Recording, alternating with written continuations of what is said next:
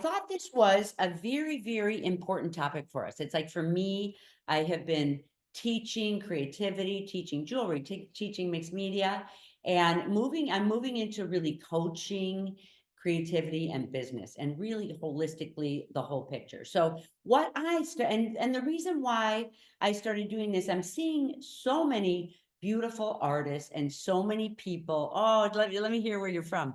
So many people who have been taking classes for many, many years, or you're an artist and you've been developing your work in your studio, and you're starting over again. You raised your kids, and now you're ready to do a new start. As women, I have mainly so many women that come in, and it's like our lives are not a straight line like the guys a lot of times. So for me, it's like what I've been noticing lately is that sometimes you don't really need another class. We're taking it so we can all see each other and be with each other and figure out our next move. I'm seeing so many people in my community who are really truthfully ready to take that next step. And even if you have a gallery now, I'm talking about being precise in going the exact direction that's going to help you in your work and where you're going to. Hi, thanks you guys. Nice to see you. So I want to talk today. Some of the subjects I want to talk about is partnering with galleries and why that's important, how I have found in my whole life from when I was 20 years old, and I've done wholesale, retail, and many different markets, how I felt like things like that really worked. Gallery boutique strategies, strong brand identity, and what are galleries looking for in artists and finding the right fit for you. Pricing, many things. We have a big, big day. But first, I want to start to say that if you guys don't know me, if you're new to my workshop here, I actually came from the background of fashion. I studied it in art school. I was in wearables and fashion. I actually traveled the world researching ethnographic jewelry and like symbolism and what people wear and use throughout the world, like as their power pieces, as their love pieces.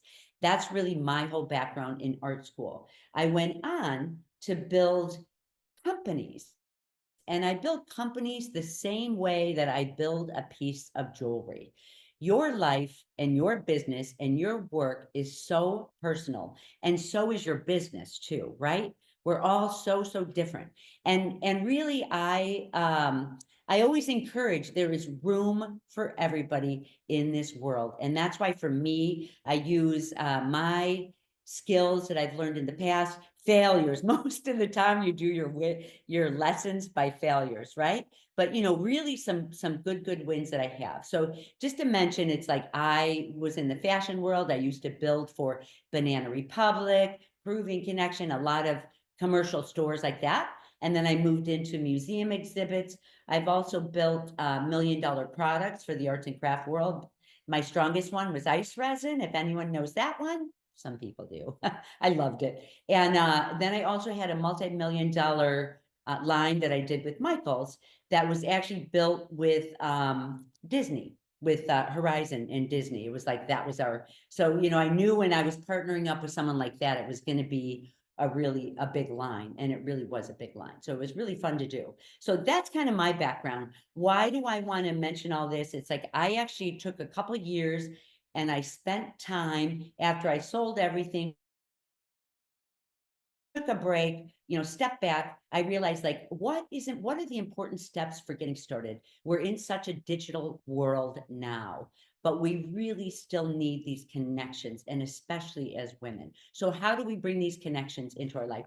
At close to the end, I have a lot of things to say, but at the end, I want to really challenge you guys, and I'll bring it up again, to really show up in one place and really look for a partnership that's going to fit you. Now, when I talk about what galleries do, picking the right gallery, it's like I hear so many times people go in, they have beautiful work, and they're like, oh my God, this gallery wants to carry my work. And you go in and you pick the gallery, and you don't necessarily, or a retail show, and you don't necessarily know, if it works for you. Maybe they sell some things, maybe they don't.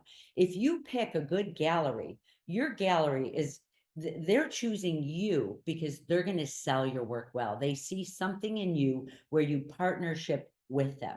So through this talk today, I want to give you guys an idea of how you need to make sure that you're in line and you are in charge. You know, you're in charge of your own brand and who you are. And I'm going to give you some, you know, a few techniques for getting into who you are and how to get into, you know, what places are going to fit you. So, and then I want to first of all tell you what galleries are looking in you. So I want to say, I have been a juror at a few shows back in the past. I used to do American Craft Council shows. And literally, there were people that took workshops and learned these skills so they would know how to judge pieces. That sounds like a lot of us, you know, it's like some of us take jewelry classes and we all buy from each other because when we see something that we love, we love it. So think about as when I was a juror and I put together a theme show, say it was on Talisman. I did a theme show on Talisman once, and I've been included in Talisman and I've been excluded in Talisman. So it doesn't mean to say, hey, this is Susan Leonard. She's lucky. She doesn't have to work hard because she's already accomplished. Like people who have accomplished know. You know, it was interesting when I heard uh, Roberts, Eric Roberts. He was like, I go out and have to jury for parts all the time. And you're like, what? You're Julia Roberts, you know, you're Julia Roberts' brother. So what you look for in a jury, as the jury, when people send their work in, I want you guys to think about getting a thick skin because it's not about your piece as an individual. It's not about your piece, how beautiful it is or how magnificent or man, this piece is going to shine out more than anyone else's, which we think that because we love it, right?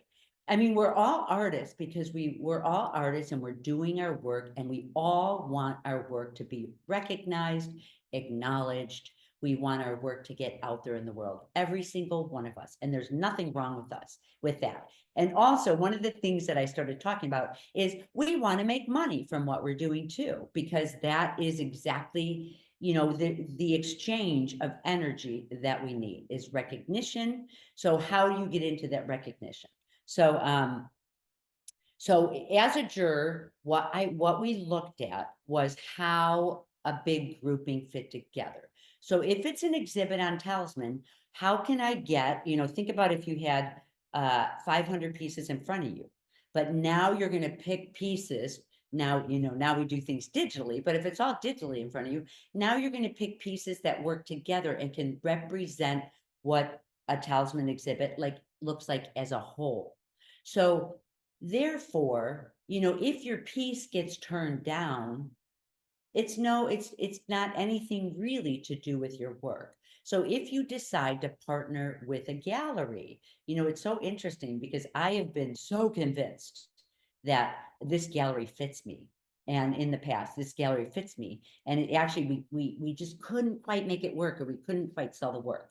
So, you know, it's really, really important for this match. So first of all, get that thicker skin and don't worry about if a gallery turns you down. It's a good thing. It means that in the end, they don't feel like they can sell your work well enough because it doesn't match with their collection, right? Does that make sense? Okay. So, so what are galleries looking for? And I want to say, you guys, because most of us are wearables. We do wearables. So I always throw in, besides galleries, I throw in boutiques because, oh my gosh, I've been to the most magnificent boutiques. I mean, it sounds like an old-fashioned word, but you know, galleries, boutiques, boutique owners know how to sell your work. That's why you want to partner with one of these. They could be a museum store. And I want to talk a little bit more about the museum store when we get closer to the end of this, because I was just into the museum store. We had Picasso come through here in Cleveland. And I went in and I was like, oh, you know what? I'm starting this new thing. I want to go up and I'm going to talk to, it was a Saturday. They were busy, but I'm like, I'm just going to ask them real quick. Did they accept artists? I saw there was a bunch of Cleveland artists that had their work in there. There were, you know, some of the work was picked because it looked like Picasso's work.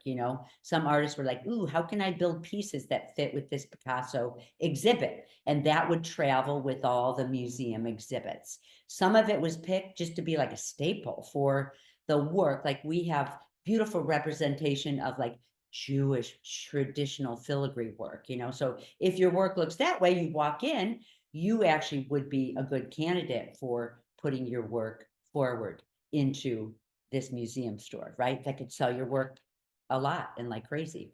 So first of all, I want to start off, I do want to talk more about that, more about refining yourself and finding, really getting to the core of who you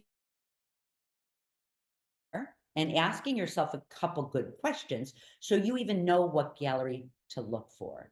So let me get back to my page. I always start things linear and then I hop around for what subject I feel like talking about. So actually what galleries are looking for, I would say, when you're going first of all into your gallery, is, let me get to that page. Okay. So representation, why is this gallery? Why am I talking galleries? Why is it important? And I say pick one to start with. That's all you need is one. For one, your gallery makes you sharpen up your edges and become more professional. They want to see a beautiful picture, a storyline. They want to see, so they're looking for a storyline. They're looking for a body of work. They're looking for pieces that, oh my gosh, I have customers that can wear this piece. I have customers that can buy this piece. So, gallery owners, they want you to help them sell their work. And that is called the perfect fit, because in the end, galleries, even though we love the representation, it's really all about the money in the end. It's an energy exchange because that keeps us alive. So we love the accolades, but so with gallery representation, the owners, it could be a partnership because they know how to sell and to whom. When your new work comes in, they have people on the Rolodex and they're like, hey, Mary, I've got this piece that you're going to love. You're going to want to come down, which I kind of like that. You can be sitting also, show up for your retail shows. You could be sitting there, building pieces, and you don't have to do so much talking about your work. Some people love that. For me, it's like, I love wholesale. I love typing out, my statement, getting my booth set up exactly what my work looks like, where everything is aligned. So then the store owners, the gallery owners, they come in, they're smart, they know what they want, they don't hesitate, and they're like, I want some of this and this and this and this. So also trunk shows you can do at galleries or at boutiques where you can bring in more of your pieces and show up, and you can see what people really like, what people are looking for. You can talk to their customers. You just want to stay respectful that you're helping your gallery sell your work, so that's kind of your partnership. You don't want to start burning bridges. You really want to invest in a partnership like this. And so they have customers that they can call, trunk shows, partnerships that help you to be organized in your work and have a place of origin, where if you're out at a show and you don't have a lot of pieces left, you can send them to your gallery, send them over to your gallery, use your gallery on your resume, use your gallery on your website, build your gallery. It's like they're giving you a beautiful presentation and you're out there in the world. So that's, and that's one of the reasons I like that you can use hand in hand. Now, when we get into pricing, I'm going to tell you, and I'm going to say it now, just so I can remember to keep it hand in hand with this. You never want to undercut your gallery. So you want to keep from now on moving forward, it helps you be professional with your pricing, because from now on moving forward, you're selling pieces at wholesale to your retail gallery, and they have to make sense to your retail gallery and to you. So it's like, now, if you're selling your piece, a piece for $200 to your gallery, you need to go out and sell your piece for $400. See, so you have to make sure that your work is ready for this level. But I see a lot of people who have been working so hard, you've developed your skills. I see beautiful work coming from people, and it's like, okay, what's next? This is next. Your gallery, your boutique. Boutique sometimes can sell even more so. I love boutiques. Make sure that I shop at boutiques all over the United States or all over the world because they have those one of a kind pieces that are important to me. In fact, I just had this piece made when I was in, my outfit, you can't see it all the way, but I had it made when I was in India by, designers, because why wouldn't I, designers know how to cut pieces on the bias, jewelers. I had this piece made by me, so I could show up looking good today. But yeah, it's like you represent yourself. Um, so so that is why trunk shows, partnerships. Okay. Yeah, so you have to keep your shows consistent. You don't want to tie yourself down. When you go into your gallery, you're going to see a contract. They don't want you to sell to somebody who's near you, like in a certain area. I would say, within the state, like you can push so many people over to your gallery and sales as you're doing your work. Now, remember, you want to start with, and in your gallery, you guys, and I'll give you some of my experiences too. This goes on to the next page of let me make sure I covered all this because I really want to talk about how you can hone into yourself and really know who you are and know what you have to offer and what would be good to offer. And then this will be know what you're going to close off and like say no to. Know where your door's shut, where you're like, oops, sorry, this isn't working for me.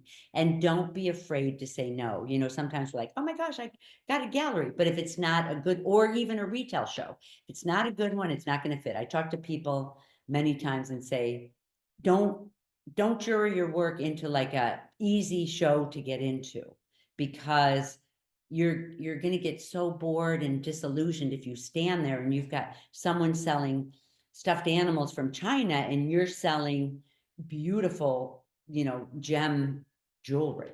So that's, exactly why you're going to waste your time. You're going to do way better waiting and taking your time to get into the right place for the best representation. Your gallery owner is going to respect you for that you're not just running around grabbing at anything, and you're going to respect your gallery owner once they find you. So I want to talk about how no you can have it. These are just okay. So it's like I want to talk about, I'll give you guys an example. Years ago, I um but when I was in my 20s, traveled all around the world. I had a beautiful gallery in Santa Fe, and it was called Origins Gallery. And some people might know it. It's still there now. Isn't that amazing? Oh my gosh. I would bring in my big pieces and they bought them right out. I had a pretty good price then.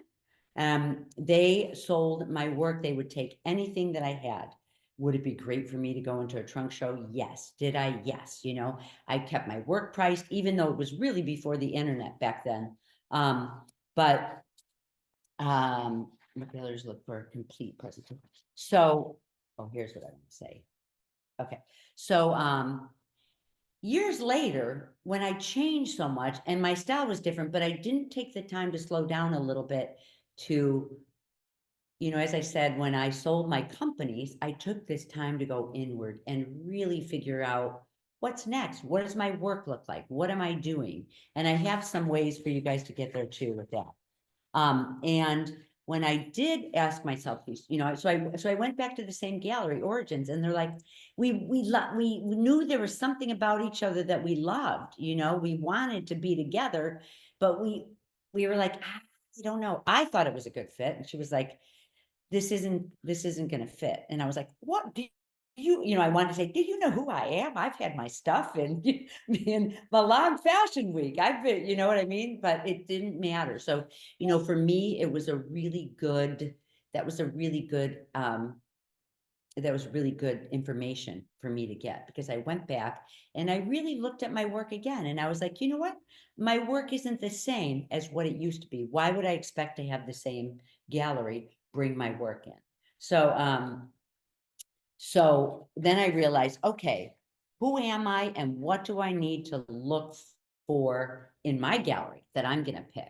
So I spent, I really spent some time thinking of like, okay, how do you get your work out there? How do you do all of this? And I got everything in a row for this. So my time that I've spent by myself, I really realized, like, you hear this so many times. I've even studied Harvard and Cambridge. They're putting together new programs on how to do new business in new times. If you guys noticed, the way that we used to be able to do business even 3 years ago is so different from how we can do business now. It's all done really in a number of different ways. But one of them is you spend 90 to 90, people are, I say 85 to some people say 95% of your business or your, you know, I call it like life branding or work branding or, business branding, because remember, your business is as different as you are, whether you want to just have one gallery in your life, sell to your friends, or create a big business. It's all going to be the same. But 85 to 95% of your time is spent inward, looking at who you are, what you want to do, where you are. Please feel through it. Okay, Brooke's saying that. Oh, yay. I am that are so slow to sell. Okay, well, that's cool. But see, sometimes even, hi, Kathy, nice to see you. So this is good because this is really good to look at, because even if they're the best galleries around, it's like, you develop your people. The good thing about doing a retail event is to ask questions, and if your gallery isn't selling your work, it's not always the top galleries that are going to sell your work. It's like sometimes, you guys, the top galleries, they're still picking people from the 60s, who were top people in the 60s. Like I see that a lot, that came into the world, and develop their work, and their names are well known. You want to bring in people who are willing to take that risk with you. And I love boutiques. I love museum stores because, find your right people. If your work isn't selling there, it's not the right people. End of story. That's all we can say. So here's the way to find who you are in your market. It's finding the right fit and getting accepted. Who are you? Find 2 words right now. If you have your journal in front of you, I want you to write down 2 words about yourself that are positive about you, that you know about yourself. Step 2, describe your work. 2 words for describing your work. And I want you to think about this, like, because I've been even looking at my work that I'm coming up with. What is your work? Is your work cowboy? Is it swanky? Is it Southwest? Is it elegant? Is it delicate, bold, spiritual, historical, beachy? Love? Does it bring in love? Is it comfortable? Is it risky? So, what kind of words would describe it? And you might be surprised at what you come up with. So many of us have a very small profit margin when we fabricate pieces from scratch and set our own stones. How can we figure out a way to truly get paid for what we do and also provide reasonable prices for a boutique setting? Okay, perfect. Okay, so like I said, I know I'm going to answer a little bit of that now because we have time, and I'm glad you asked because I love wholesale. So look, when you do wholesale, there's ways that there's things that you can do that can help you out to get your work done. You're going to enjoy yourself doing your big one-of-a-kind pieces, right? And it's like, from this one-of-a-kind piece, maybe that one piece that you built is going to, you'll have trickle down for a whole year with using the same symbolism, so, oh my gosh, I sold most of my big pieces. I'm just starting a new body of work. But say the big piece that had all those sticks and they had gems and crosses and all different pieces and parts. Now I'm just, I took all the spares and put together the trickle down. I can actually have some of these pieces cast that would be so inexpensive. You can even cast them in a brass or a bronze. I used to cast my work in yellow bronze or white bronze, it was called, and it looked a little dirtier than silver, but it was so inexpensive. So it's like, in just a simple process of getting some of your pieces cast, now you have a handful of objects that when you go in to do your trickle down pieces that you're going to make money with, then you can, don't think about your big pieces really, your big pieces really making a lot of money. You're gonna really make your money through these other pieces, When I go into Banana Republic, like when I had Banana Republic, Nordstrom, they would take my price and triple it. But guess what? They would order 2,000 of one unit. So I could, or say somebody just orders 200 of this pair of earring that I'm wearing. You know how quick you're going to get? You know how you can get things cast? To put together 200 of a particular unit, you're going to get efficient, you're going to get quick. So that's what I call working, like with the wholesale, if you're doing wholesale. If you're working with a gallery and you're on consignment, you get a bigger profit, but then there's no skin in the game for them to sell your work necessarily. I hope that answers your question. But I do when I talk about pricing, you guys, I talk about my philosophy through all these years in business, working in all these different markets. So it's not like I'm not doing, okay, 3 times here's the formula is think about how much you spent on your material, times it by 3, and then put in your work time. That's the normal. I throw that away and I talk about my philosophies through all these years. The stronger you have your brand, the stronger you are in your work, and there's going to be nobody else like you. If you guys decide to join my pathfinding course or building a body of work, this is about, I would say, let yourself relax, do your work, and set a goal that by the end of 2025, November, I am going to have a gallery or a store or show up one place or a new show or decide to do wholesale or retail. You're going to know your direction. And even now, if you don't do pathfinding, you want to give yourself time. Don't run out and do it. Give yourself notes, give yourself time, do that origin story. I think you guys will like it, even if you're not used to doing energy work. I invite you guys into that. I actually studied 3.5 years ago, I studied Kundalini yoga because I started seeing the world changing so much with, like I do a big talk a lot about that too, but it really is just getting, even if you exercise or ran, it's like, it really is just giving yourself that breath work to clear yourself, to have a straight head, get past the mind and into your creativity. So I want to invite you guys, if you want to spend a little bit of time and energy this year, this is the only time this year that I'm teaching pathfinding. And pathfinding is about digging in with me for 8 weeks. It's beautiful. It's fun. Like, what's not fun about you, right?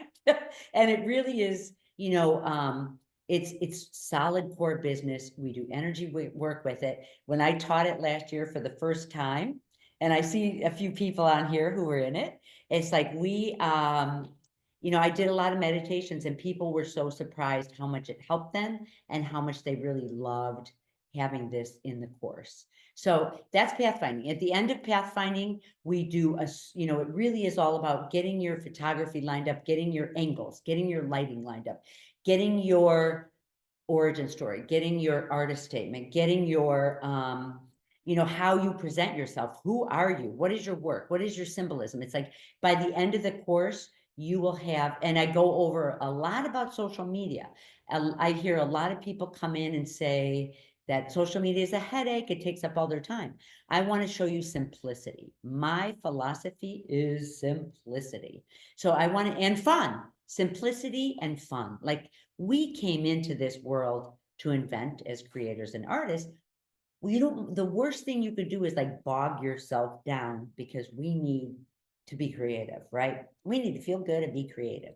So by the end of pathfinding at the 8 weeks, I put on, if you guys use Instagram, I show a lot of different social media, what they do, how I've used them. And I say, pick only one. And then if you do pick Instagram, which, some people right now are not loving Instagram that much, but if you do pick Instagram, it's like every single artist usually should be on there because you can see your work so beautiful. The stylists shop there, the stores shop there. The people like I actually who contacted me on Instagram was this beautiful from England, this beautiful stylist who put my work on the front cover of Elle magazine. And I was like, what? Or maybe it was Vogue. I can't remember. I think it was Vogue.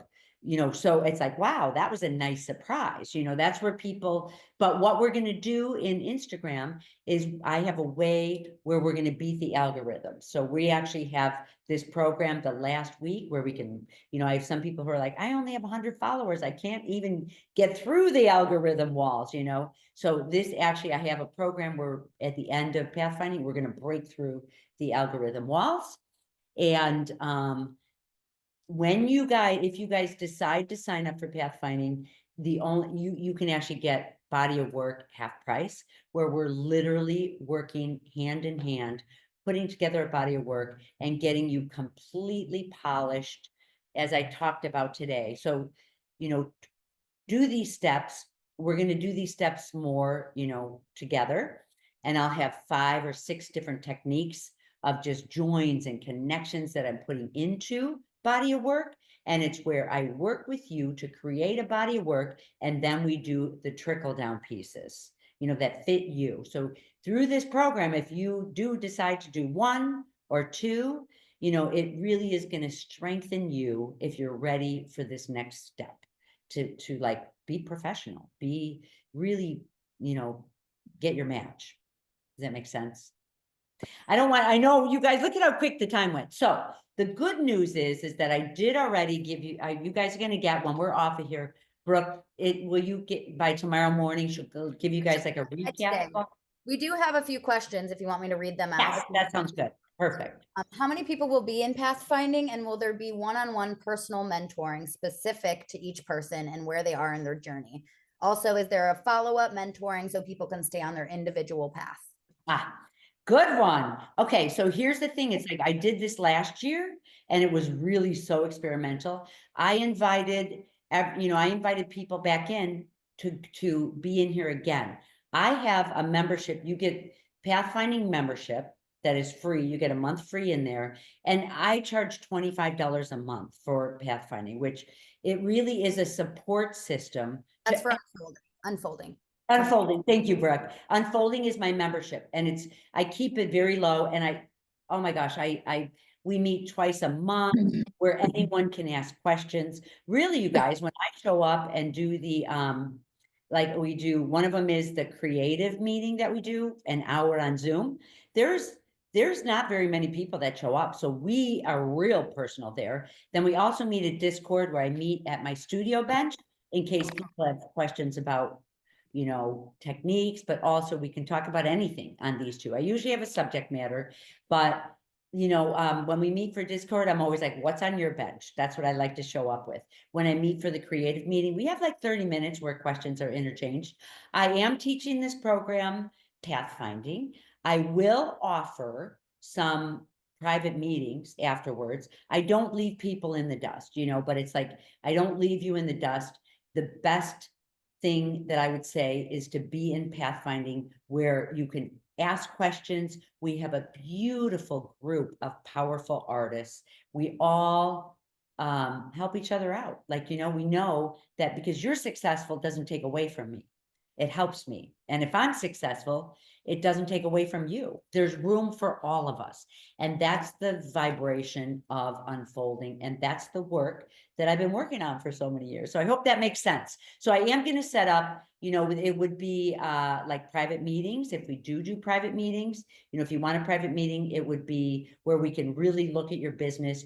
Maybe after a month, after it's done, we can look at your business. We can look at things. It might be an hour consult talk.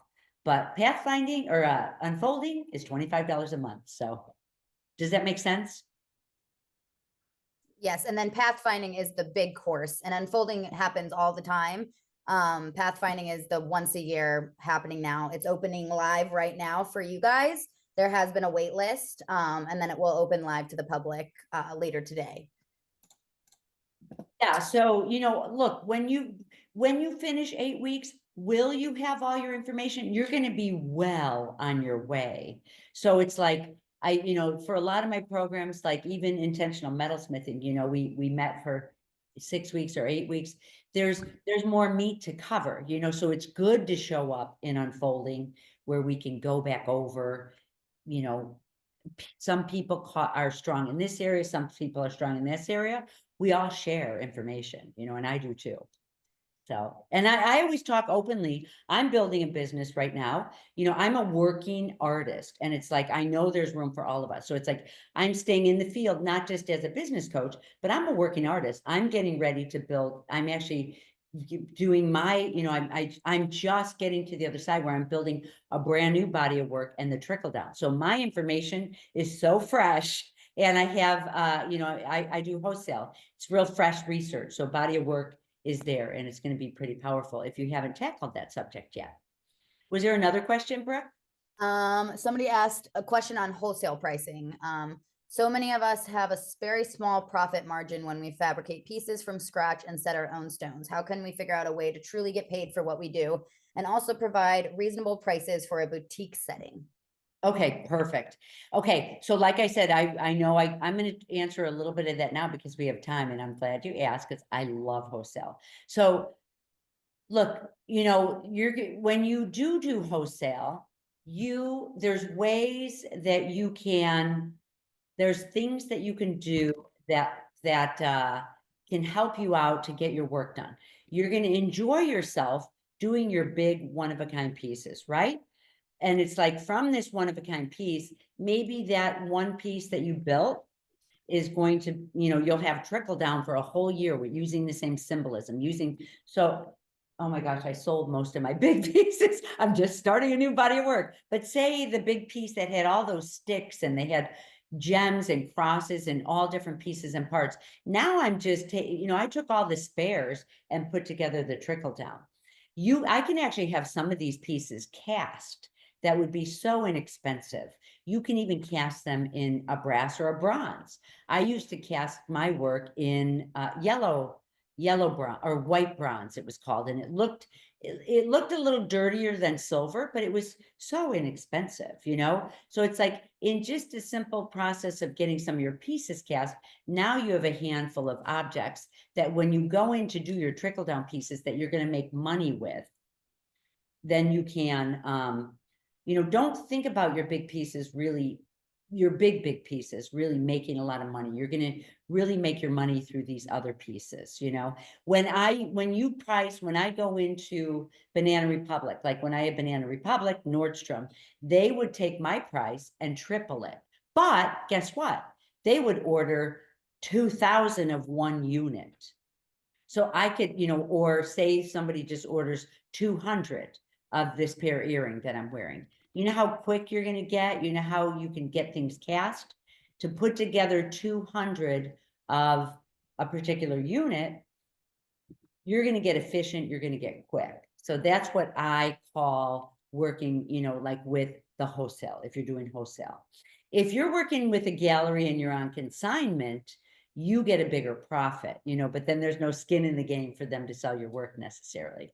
I hope that answers your question. But I do when I talk about pricing, you guys, I talk about my philosophy through all these years in business, working in all these different markets. So it's not like I'm not doing, okay, 3 times here's the formula is think about how much you spent on your material, times it by 3, and then put in your work time. That's the normal. I throw that away and I talk about my philosophies through all these years. The stronger you have your brand, the stronger you are in your work, and there's going to be nobody else like you. So the more aligned you are with your work, you're going to have magnetism. And I'll talk more about that a different time, but it's like, really is it? It's like, once you get clarity in who you are, how strong your work is, then you get alignment and you know exactly what you want to do. A lot of these energy people are calling it time bending. I was like, what the hell is time bending? Once you get so clear and you can work so efficiently, and it is called time bending, I guess, but I'm like, okay, that's a magical name. We're talking practical here. Is there another question? I mean, Uh, hope that helps. yeah, and all these questions we will be answering. I'm just grabbing some. Oh yeah, afterwards, you guys, if I know some people have to go after an hour, but I will, if you throw your questions in there, because I can always answer them and send it back in the email. Somebody said, you've done all the markets, so which of them was the most profitable? That is, which had the best return on investment for you? The best oh my gosh, there's a couple of them. Truthfully, it's like I love wholesale. Retail, retail is amazing. You could, there was a time, it all depends, like, who are you right now? Who are you and what are you ready for? There was a time where I did my work when my kids were little, and I'd go up into my studio. I sold my wholesale company. It was taking me years to build. I was just going to take off with my wholesale company. And I actually had to let it go. I had my kids, went up, built in my studio these big one-of-a-kind pieces. And, I didn't follow any of the rules from the silversmith. So for me, it's like when I came out with my work, which I came out in Bead and Button magazine, I came out, which is really the gallery of jewelry was Bead and Button at the time. I was mobbed by editors, people who wanted my work, galleries, collectors. I started doing the American Craft Council show. I was mobbed by a lot of people. So, at different times, things are popular. When times are hard, your buyers are looking for something. Remember, we're in the business of an emotional satisfaction. So in harder times, people will invest in something that they're going to bring home, and they're going to be like, oh my God, this piece makes me feel so good every day. It's on the wall. But truthfully, when I did that line with Disney and with Michaels, that line was just, it was hard work for the first year. Really put a lot of time. It was hard work. For the next 5 years, I just collected money. It was really nice. My ice resin product, I will tell you, ice resin, when I had ice resin, the plungers, I took a risk. And you guys, I'm talking about in your work, how to get into your authenticity. I was talking about this in Tucson. You have to take a risk in your work. What does that mean? I said it all through all my classes in Tucson. You have to take a risk. I'm like, you guys are in my classroom.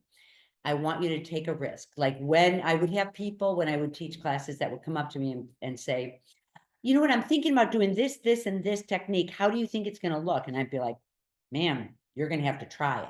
That's taking a risk. You know what I mean? So if you stop yourself because you're like, I don't think it's going to look that great afterwards, that's not taking a risk. So you have to dive in and do it. So with ice resin, I took a risk to do those plungers. I had to buy, oh my God, I had to buy 7,000 units.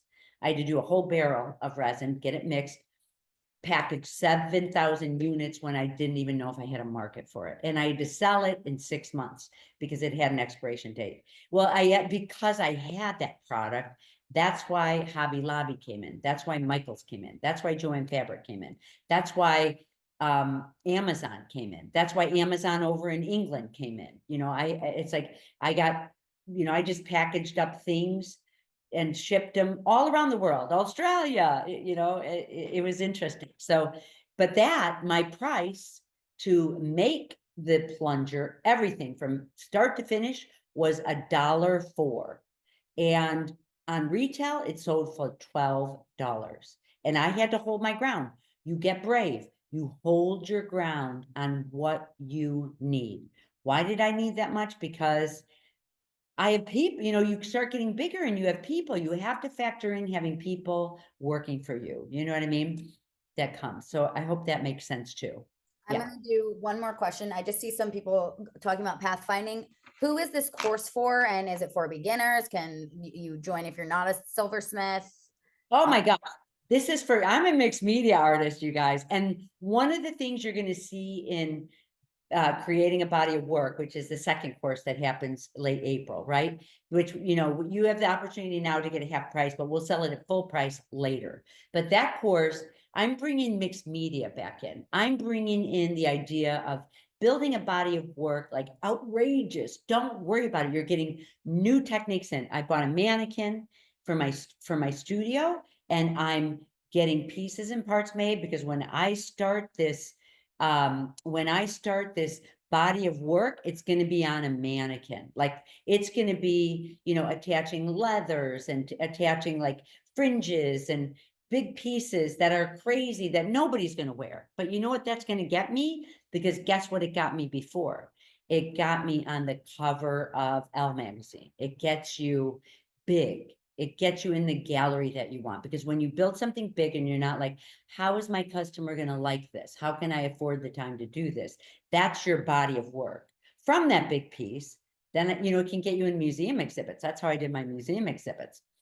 Then you do your trickle down again. But for pathfinding, this is for anyone. Remember, it's like your work, your life, and your business is as personal as your work. So this helps you in life. This helps you in your work, and this helps you in your business, whether you just want one gallery in your life or whether you want to build something big and go for getting your pieces on, really showway, museums, all of this. When we get into pathfinding, I cover all of this information, but mostly, I'm challenging you to dig into yourself and pull yourself together. But it helps you be stronger. I raised my kids better, after I got aligned, because I know what my principles are, where I'll stop working with the gallery owner, where I'll, and when you're clear that way and strong, you create magnetism because your people can find you easier. If that makes sense. So pathfinding is for everyone, whether you're a painter, and so is body of work. I say mixed media artists and jewelers. My examples are, there's Lisa I see chilling out there. Different people pop in. And Jennifer, it's so great to see you guys. So yeah, and these guys, I know, I'm going to see you soon. So that'll be fun. So it really is for anyone. And you guys, after this, you can pop right on and you can check it out. There's the full description of it. I think, do we even have the chapters and everything up of what we're covering? So to clarify a little bit, I see some questions coming in. So I put a couple links in the chat, and I'll put them again in the chat, and then I'll email it to everybody here. So we have a pay in full option, a payment plan for pathfinding, and then happening just this week and right now we're having where you can get building a body of work in unison with pathfinding for 50% off. So pathfinding is already on sale right now, and then you get body of work 50% off. But then I see some people asking about when body of work is available just by itself. It will be available in a month or two. We're going to be marketing it and pushing it out there because I think the course starts late April, like Susan said. So pathfinding is starting next week. So you really have just until this Zoom to be the first to sign up. I know spots normally go very quickly. So again, I'll put the links, you'll get the email, and then it opens live to everybody. So yeah. Yeah, this, you guys, I promise you, it will make a change or a shift in your life. You will get clearer, you'll get smarter, and you'll get smarter. Maybe you're already super smart. I got smarter. Really, it really does. There's no way you're going to be able to leave this course without a shift. And there's reviews in there for the people that took it before. And if you guys like this talk from me right now, if you guys love like just finding out this information, try this information that I gave you today, and we'll send it all back out to you. But if you love this, of how I'm talking about my experience and tying it in, I'm really here. My commitment is I'm really here to help people grow their life and get happy. I actually, it's like I just reached there. I got there, and it's like I can appreciate myself, and it's like I want to help other people also. I see, like I said, I see beautiful work done, in bodies of work, but don't miss this chance to even yourself out and really have your strong direction, so people know who you are and know who your work is. It's so much fun getting to your stories. So much fun. Like at the end of pathfinding, you're going to have a whole array of stories and ways that you photograph that all described. It's like in unfolding, I talk to people about your lighting, your angles, your where you photograph. All of this makes a big difference to what your work is about, you know? So we get to who are you and what is your work about? And this actually will help you to be able to get started in pathfinding once you know those, because when you get into angles of your work, where you're going to photograph, how it's going to look, you know, what your stories are, they're all going to come together and it's going to feel so good. So when you leave, you're going to have a beautiful social media packet. You know, you'll have a whole package to be able to use on your social media. And then we're going to dive in, which we didn't do last time. That's why I invited some people back in from Pathfinding last time, because, you know, it's nice to refresh. But we're diving into a real big social media experience to grow in one place. Any other questions? One I can answer. I see some people asking about times and days and info for pathfinding of when the meetings are. I can also send that in the follow-up email, but they are inside of the course. So that's why you're not seeing it. We do it twice a week, I think on Tuesdays. And Tuesdays and Fridays at 3 p.m. and we always record them.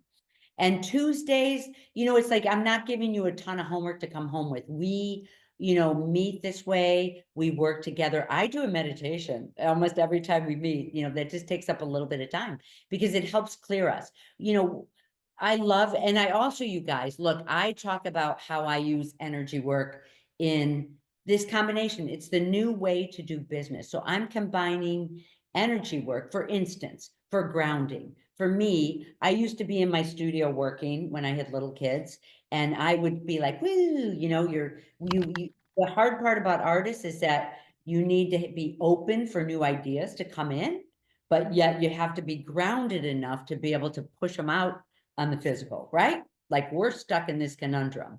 So it's like for me, you know, it's like I usually like to start. So when my kids were little, I would leave my studio space, not even knowing that I had to ground. And I'd be like, woo, sitting out at a soccer game or something. You know what I mean? And it's like I've learned so many things since then. I can't believe that I built my companies without knowing this information. So I put in there a very practical, I actually have an energy work yoga. It's Kundalini yoga, but it's going through all the different chakras. And I explained to you why clearing each chakra is important in business. You know, mostly it's really a very practical approach. Some people did the yoga. Some people were like, I'm not doing the yoga. It's really breath work. You know, it's going through all of your chakras and clearing them all and why. You know, it's like, did you know if you don't have a powerful root chakra, that you can't hold money? Guess how I found out? I didn't have a powerful root chakra. I lost a lot of money. You know what I mean? So it's like I gathered it in. I learned to work with this root chakra. So when money comes in, I can hold it now. Does that make sense? So that's all. But mostly the work, you know, is really about getting into yourself, getting into your writing, your photography, what social media is about. But we do meditations. In Tucson this year, I taught, you know, I only have 6 hours. I had 6 hours, 3 classes to work with people. Normally when I start a workshop, I always you know, get you inspired. And then I just spend 5 minutes and ground, because then you're centered for your work. So, you know, if you're a little bit like, I'm so excited, where do I start when you get off here? That's because we didn't do the grounding technique. So in Tucson, I didn't have enough time. We didn't do grounding techniques, and everybody was so inspired, like, woo. But, you know, I felt like, man, if I had time to ground everybody, we could have really been focused and been more efficient. You know what I mean? So that's how I use it. Ask yourself just those 2 questions. Really think about, you know, as we end here, really think about you know, what you are looking for with your work. Like take a good look at your work, put a couple words to it. You know, if you could show up in one place, where would it be? You know, if you could show up in one place, take a look at where you live, because that's a clue to what your work is about. For me, it's like I grew up in Chicago and then I lived in San Diego for 7 years. So for me, that was years ago. Years ago, I realized, oh, my work, I could put two words to it. It was industrial spiritualism is what I could describe my work as, so I was like, okay. And then I found that my work sold anywhere around bodies of water. Wasn't that interesting?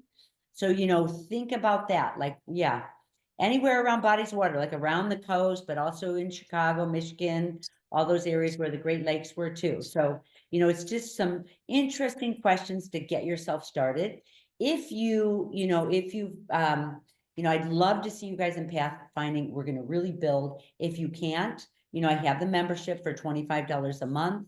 And that is, really for a community. My YouTube channel is called Creativity Collective for Visionaries, because as a group, we are very, very powerful. If we're carrying, oh, there's Emma. Oh my gosh, from Crete. Emma from Crete. So as a group, we're more powerful because we can help each other to stand strong. I did that when I first started teaching intentional metalsmithing, because it was really an artist way to teach. I'm an artist, and when all of us, we like to express ourselves through our work. So in intentional metalsmithing, because, I had a nomadic tool set and we didn't use the goldsmith standard tools, but it's like, as a group, we stood strong. Like, I let people know, like, I like to let people know, look, this is, I have done a lot of wholesale. I've done runway. I have done covers of Elle magazine, just because the way that I've built jewelry, it's not the proper, perfect, but it's powerful. So we're all powerful together. None of us have all the way. And if you have any doubt in yourself, the group makes us stronger, even me, even me. So, I mean, I'm just now got a line. So I'm like, get out of my way, everybody. I am walking through. So yeah, I hope to see you guys there. It would be so much fun. Take a look at the reviews, take a look at the course outline. It really is something different. And I really, for me, it's like I see people getting to a different place. Instead of just taking the same stuff over and over, this will make a change in your life. So I hope to see you guys there.